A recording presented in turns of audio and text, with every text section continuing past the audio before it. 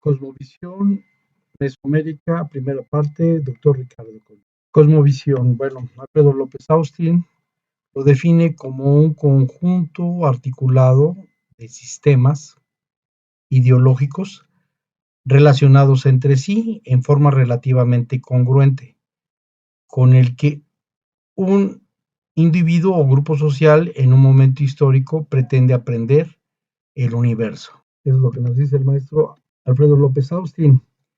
Bueno, esta parte es mía, es una parte de síntesis, más apegado y más orientado con Gilberto Jiménez, que habla sobre qué es una cosmovisión, es un esquema de interpretaciones y representaciones que se van construyendo y que predominantemente son simbólicas. Por el otro lado, estos esquemas de interpretación y representación ubican a un grupo social en un tiempo, en un espacio, para darle personalidad o agrupar una diferencia, darle cierta continuidad en la historia, mantener su memoria. Bueno, pero hay un principio que tiene que ver con los sistemas económicos, pero propiamente con el materialismo histórico, donde se basa en el desarrollo de los modos de producción de los bienes materiales necesarios para la existencia social, la fuerza principal que determina toda su vida social. Sin producir bienes materiales no se puede existir y no puede existir ninguna sociedad. La sociedad, con la ayuda de los instrumentos de trabajo, de la técnica, de los procesos de producción, de sus relaciones, influye en la naturaleza, obteniendo lo necesario para sobrevivir. Entonces, estos esquemas de interpretación y representación no solamente es algo que se da, sino se busca un orden discursivo y un orden social, y en ellos buscar ese orden y ese desorden universal, tratarlo de interpretar. Por otro lado, este orden discursivo social y este desorden universal también tiene que ver con el sistema político, con las estructuras que hay en un momento histórico determinado. Y ponemos aquí de ejemplo, pues, a los egipcios, donde está el faraón, los sacerdotes, los escribas y funcionarios, los guerreros, los campesinos, los artesanos y los comerciantes y los esclavos. Es decir, que este orden discursivo también refleja o representa ese orden social. Y entonces los saberes de una época, los conocimientos e interpretaciones de una época también se dan, como diría John B. Thompson, en estructuras sociales, en campos socialmente estructurados. Entonces, ¿qué es la cosmovisión? Pues también es un sistema simbólico que tiene que ver con una serie de elementos. ¿Sí? Tiene que ver con referentes, con acervos, con experiencias y con sentidos. Esta imagen la sacamos del derrumbadero y es las llamadas culturas chichimecas. En lo particular todavía no se define de cuál grupo de los chichimecas fue. Sin embargo, es muy interesante, ¿no? Por ejemplo, si nosotros analizamos las imágenes, vamos a encontrar una especie de tríptico, que hay tres imágenes predominantes. La primera imagen tiene que ver con una especie de anda, con una cruz. Me imagino que la traían caminando. Y no dudo que hayan sido los indígenas los que venían cargando esa anda, porque se ven como formas de agarrar el símbolo del catolicismo, ¿no? La cruz. Por otro lado, están un hombre cazando y se ve un armadillo y se ve, al parecer, un ocelotl, que es un gato montés chiquillo. Por la pinta también pudo haber sido una especie de jaguar. Esa sería la parte de los cazadores recolectores. Y hay un sol, y en el sol hay en medio un venado comiendo, pastando, en los puntitos. No sé si los puntitos tienen que ver con cronologías o no, pareciera, pero bueno, como no sabemos, está a nivel de hipótesis.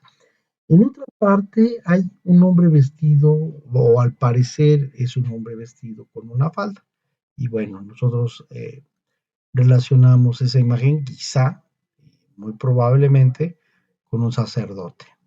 Entonces tenemos la identidad de un grupo social y esa identidad que se representa ante la amenaza que hay con los españoles y los grupos indígenas chichimecas. Recordemos que duraron 50 años en lucha, en guerra y también hubo atrocidades.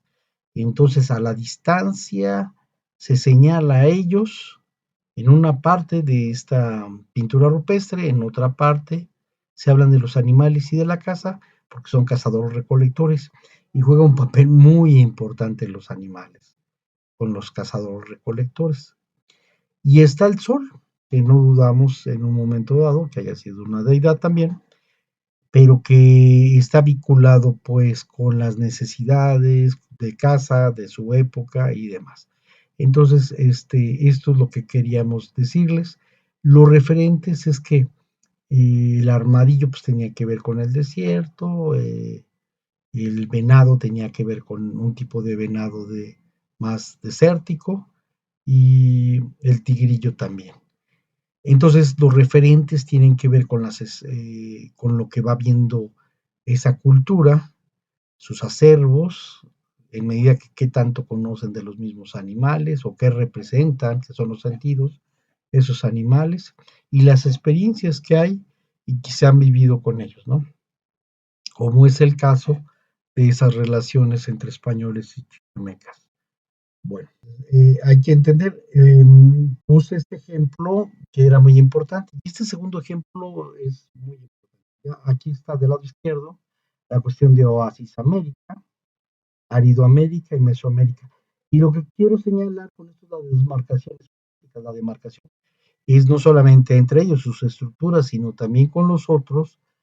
No es solamente geografía política de quién vive aquí y quién vive acá.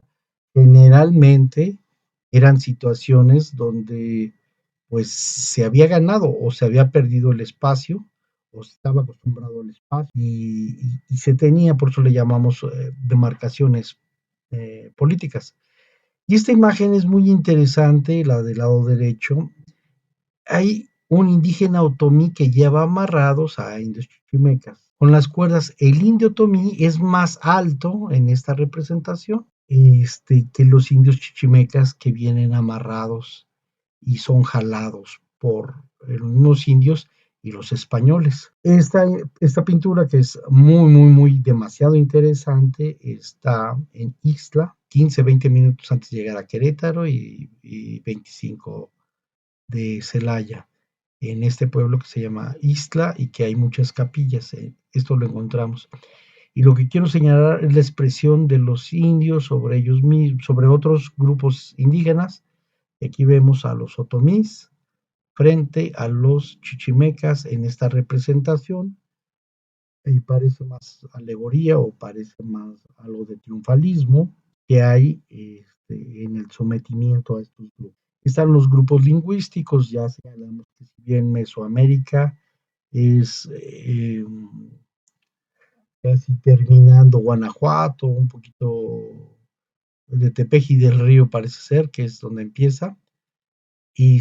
Hay distintos grupos lingüísticos que se han venido configurando en lo que ahora llamamos México a través de la historia. Y están los Guaycura, los Yuta aztecas, los Acanohuitecas, los Totonacas, los Otopames, los Mixes, los Mayas, los Tarascos, la Oaxaqueña, la Tlapaneca, la Guave, la Cinca, la Lenca, la Chinanteca, la Mangueña. Es interesante, por ejemplo, que los Mixes estaban más orientados a la cuestión de investigar los lingüistas y planteamos también esos grupos lingüistas son importantes porque nos hablan más de ciertas interacciones culturales.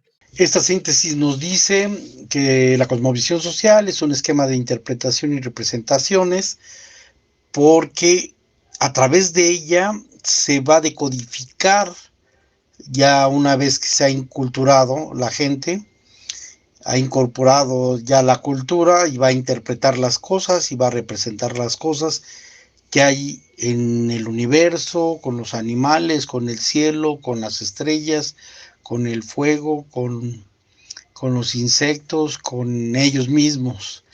Entonces, por eso tiene que ver con la identidad, con el sistema económico que ya habíamos señalado, pero principalmente este enfoque de materialismo histórico, el orden discursivo, que es el que va moldeando para interpretar lo que va sucediendo con las palabras, con las cosas que va experimentando, ¿no? Y en el cual él plantea ese orden y desorden universal. Están los referentes que tienen que ver con el medio en donde vive, en donde habita, con los animales, con las cosas, que las va viendo o que va descubriendo o que se ha enfrentado o se ha accidentado ante ellas, y esto va generando acervos, y los acervos tienen que ver con la manera de nombrar las cosas diferentes, de señalar las cosas diferentes que hay en ese medio y las experiencias que han generado con cada uno de esos objetos que tiene esa, esa vivencia conjunta, esa coexistencia, ¿no? Y que le da sentido para decir que es bueno o malo, darle valor a las cosas. Y está la situación del sistema político, que ya hemos hablado sobre todo, la estructura, pero también las demarcaciones políticas, que tiene que ver con los otros grupos, con otro tipo de poderes ya en un entorno mucho más amplio. Entonces, si son reconocidos, si son enemigos, y demás, ¿no? Bueno, no es lo mismo la cosmovisión de un cazador-recolector. Hace rato estaba viendo que hablaban de, de que hay cosmovisiones. Pues no creo que haya así miles, porque finalmente es como la cultura, es como la cortina de fondo, habíamos dicho, para hacer las interpretaciones de las cosas, y te permite interpretar y tener una representación, por ejemplo, con el venado o con el hermano venado, todavía con más reverencia a, a la forma en que los cazadores recolectores deberían de tener respeto por las cosas que los nutren y con las que lidian, pero a la vez agradecen porque les permite la sobrevivencia, ¿no?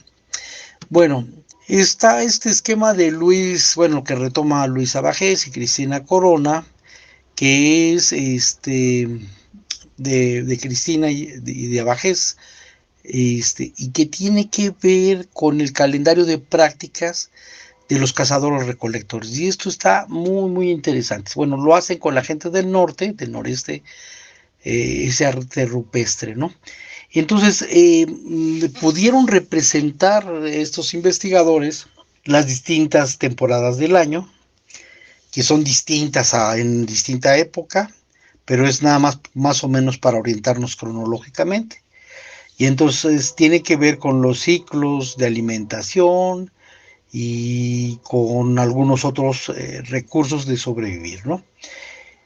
Entonces está en primavera la flor de palma, el conejo, la tortuga de agua, la flor de nopal, la tuna, que es muy importante para los grupos chichimecas, que es a los que estamos refiriendo ahorita, el nopalito, los gusanos, las hormigas, las tarántulas, las serpientes, el perrito llanero, el aguamiel.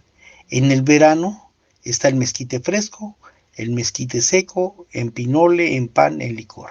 Está el peyote, los roedores, el pecarí, el venado, el quelite, quiote de maguey, la salceniza, la tortuga de tierra, el tlacuache, la raíz de maguey, el barro, la verdolaga. Eso fue de verano a otoño. De otoño a invierno está la bellota, la guacamaya, la raíz de tule, el piñón, el mezcal, la barbacoa, el aguamiel, la semilla de pasto, un dátil, el chile de monte y la miel de abeja. Y de invierno a primavera está el bagazo de mezcal, el mezquite, los huesos, el pan de bellota, el pan de mezquite, el guajolote, los peces, el pato y la culebra. Y esto lo digo porque si son cazadores recolectores no quiere decir que caminan a lo tonto, ya sea que sean nómadas, ¿no? Hay circuitos que se van haciendo en ciertos territorios que también tienen que ver con la cuestión del espacio y el espacio posible, ya que hay en otros espacios, otros grupos indígenas también, que limitaba, ¿no? Entonces, la cuestión de Oriente Poniente tiene que ver con la primavera, el inicio de las prácticas cotidianas de recolección. En el verano hay abundancia de recursos, el incremento de ciertas prácticas de recolección e inicio de prácticas rituales. En otoño se intensifica la práctica de caza y fines de prácticas rituales. En el invierno está la escasez y los recursos de contracción y prácticas cotidianas. Entonces, aún cuando los chichimecas pues eran nómadas, había circuitos y había recursos que podían comer en determinados momentos, pero no todo el tiempo. Y eso es muy importante. Bueno, esto, y es importante entender esta cosmovisión que es distinta a las gentes hortícolas o a los agrícolas, bueno, hortícolas porque son pequeños cultivos que no se hacen con arado, pero bueno, a través de las lluvias, sobre todo de las chinampas, pues hubo una gran revolución en las zonas donde había chinampas. Pero bueno, la parte hortícola es muy importante, y generalmente, como lo vamos a ver más adelante, no es la misma, o sea, no están en jauja.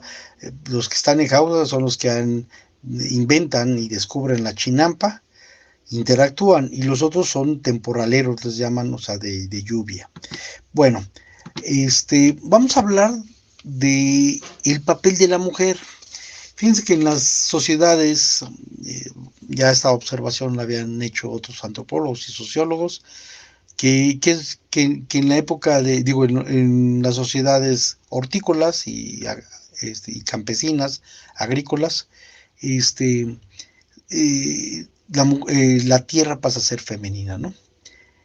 Y efectivamente en el mundo mesoamericano la tierra es femenina, sí, ya son hortícolas, acuérdense de lo que platiqué del materialismo histórico. Dice, desde la superficie hasta las tenebrosas regiones de la muerte es la tierra, ¿no? La tierra caracterizó lo frío, lo húmedo, lo primigenio, lo nocturno. Alfredo López Austin en la página 19 nos dice esto, mientras habla que el cielo es luminoso, vital, lo caliente, lo seco, lo derivado y lo diurno. Y eso es importante porque es lo que va desplegándose en los símbolos, que es el cielo, que es la tierra, el cielo es el hombre y la tierra es la mujer. No muy ajeno está la presentación otomí que hace Jacques Galinier en La mitad del mundo, donde efectivamente de la cintura para abajo es la mujer, que tiene que ver con lo fecundo, con lo sexual, y es el hombre en la parte de arriba. Bueno, ¿qué más nos dice? Ahora nos lo dice Caroline Tate. Dice sobre la mujer y la figura femenina, las aguas terrenas y sus mareas regidas por la luna se equiparan al líquido amniótico que rodea el feto en la matriz. La cuenta calendárica de 260 días era precisamente una cuenta femenina de 9 ciclos lunares, ¿sí? Que es lo que tarda en nacer un niño a partir de la suspensión de la menstruación. Estos vínculos indican que el concepto de lo femenino se relaciona con las categorías de, ya lo dijimos, en cierta forma, humedad, frío, bajo interior, receptividad y generación. La vegetación de la superficie terrestre fue considerada como la falda o el cabello de la tierra sagrada y femenina. Qué interesante, ¿no? O sea, lo arbusto, esta parte donde hay follaje, se piensa que puede ser el cabello o la falda de una mujer. En muchas sociedades se le representó como una falda tejida con cuentas de piedras verdes, perdón. El primer ejemplo conocido de esto es la ofrenda de mosaicos en la venta, en Tabasco. Uno de los relatos mexicas sobre la creación cuenta que un rayo con forma de pedernal, el Tecpacal, cayó desde la matriz de la diosa celestial Citlalinicue, falda de estrellas, gran madre de las estrellas, y penetró en la tierra Chimostoc, en las 7 cuevas. lugar mítico de origen, y así fue generando los 1700 dioses. Cuando estos pidieron comida, Citlanicue, ella les eligió que hicieran seres humanos preparándose con su propia sangre sacrificial mezclada con huesos de humanos anteriores. Estos seres se convirtieron en servidores y comida de dioses. Esto lo plantea Caroline Tate en Arqueología Mexicana. Muy bien, ¿qué dice ahora de lo masculino? La misma Caroline. Dice que lo masculino estaba asociado con lo caliente, con las cosas duras, originadas en lo alto para penetrar y fertilizar a la tierra, la cual era baja y más fría. Prototípicos de la masculinidad fueron el rayo, el calor del sol y la lluvia al precipitarse. Además de ser alto y caliente, el sol desaparece la mitad del tiempo para librar su lucha diaria por el renacimiento. Esta observación llevó a la concepción de los roles masculinos que incluyen guerra, viajes largos, dominios políticos, rituales para el fuego y calendario de 365 días. Bueno, aquí pues hay que ver las prácticas culturales, hay que ver las cosas al revés, que es lo que se decía, cuáles son los roles, entre comillas, que llevaba a cabo los hombres y las mujeres en esas culturas que se habían interpretado, ¿no? Sin embargo, hay una cosa muy interesante, que es esta, que las mudanzas de la tierra y el cielo, o sea, entre hombres y mujeres, son interacciones sociales y le dan fuerza vital y muestran siempre una lucha constante para lograr el equilibrio, usualmente asimétrico entre estos dos polos opuestos. Y eso es una distinción muy importante en las lógicas mesoamericanas de la representación de la cosmovisión, ¿no? No son opuestos, enemigos, estancados y para toda la vida, sino son opuestos complementarios que van a estar trabajando y dirigiéndose de un lado a otro para darle cierto movimiento a las cosas, ¿no? Bueno, pues está el dios Tonacatecli, el cual tuvo una mujer que se llama Tonacacihuatl, que es el señor y la señora de nuestro sustento. Se criaron y estuvieron siempre en el treceno cielo, de cuyo principio no se supo jamás. No sé, aparecieron juntos y vivieron juntos. Y esto lo señala el historiador mexicano Miguel León Portilla sobre los mitos de orígenes en Mesoamérica en un artículo en la revista arqueológica. Bueno, pues aquí está el movimiento que se desliza, que es lo que quería platicar, ¿no? Cómo hablar de que no es algo estático, algo que se está moviendo. Entonces está Mictlactecutli, que es el dios de la muerte, que tiene que ver más con la sequía o con el tiempo de sequía. Y tenemos estación de secas y estación de aguas, es cuando llueve y entonces vuelve a la vida. Y tanto la Chalchihuitle, Chalchiclicue y Tlaloc permiten pues dar vida a la milpa, que es a lo que nos estamos refiriendo, ¿no?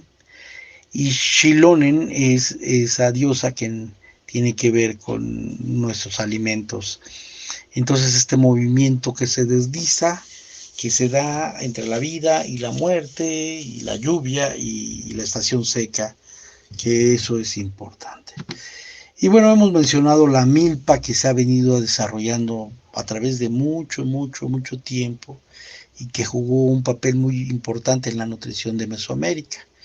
Recordemos que la milpa tiene que ver con el maíz, la calabaza, los frijoles, otros derivados, son más derivados, que se dan dependiendo de la región de México y de Mesoamérica, y que permitió pues construir civilizaciones, el desarrollo de milpa y de hacer milpa, como bien nos lo dice nuestro amigo Armando Bartra.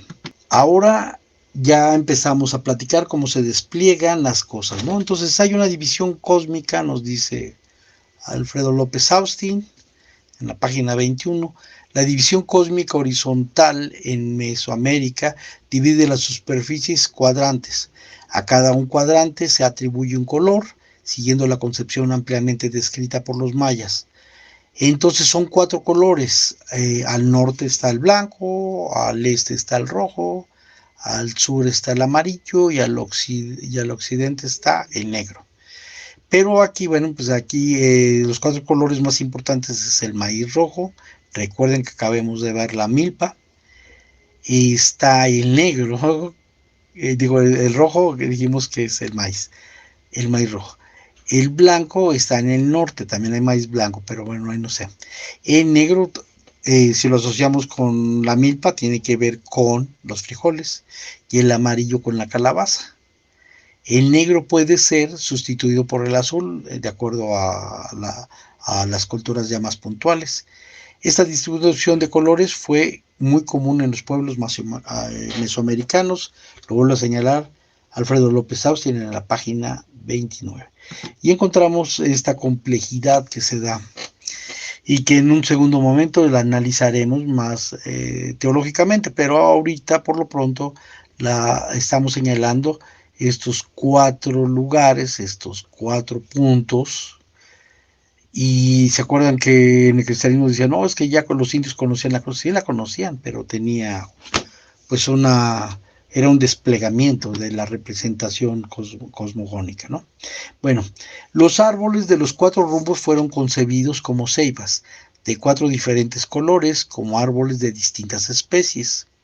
Entonces, de acuerdo al códice del Museo de América o del códice de Tudela, se menciona que el este es el mezquite precioso, Quetzalmítzquitl, para el nombre de la ceiba preciosa, que es Quetzalpocholtl, y para el oeste el huejote precioso, que es el Quetzalhuetzotl, y para el sur el ahuehuete precioso, Quetzalhuehuetl. Y esto quién lo dice, Alfredo López Austin, y van a ver que en la imagen anterior efectivamente hay 4 árboles que están vigilando el cosmos. Y bueno, están algunos dioses, entre ellos Tláhuac, que funciona en los 4 para ocupar cada uno de los cuadrantes del mundo. Con ello adquiriría el color y el sector de su protección y dominio, ¿no? Lo voy a decir Alfredo López Austin. Bueno, pues hemos acabado este primer ejercicio. La fuente es Alfredo López Austin, Cosmogonía y Geometría Cósmica, publicado en diciembre de 2018 en el número 86 del número especial de la Revista de Arqueología Mexicana. Bueno, seguiremos platicando y reflexionando. Muchas gracias.